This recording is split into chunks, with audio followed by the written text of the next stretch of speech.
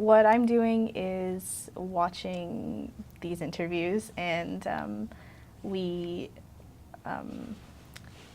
put in markers, is what it's called, where people ask questions and where people respond. So we sort of like outline what the tapes look like, which is, is pretty cool because I have somewhat of an interest in film studies. But the best part has definitely been watching the interviews. I'm watching a really great one right now.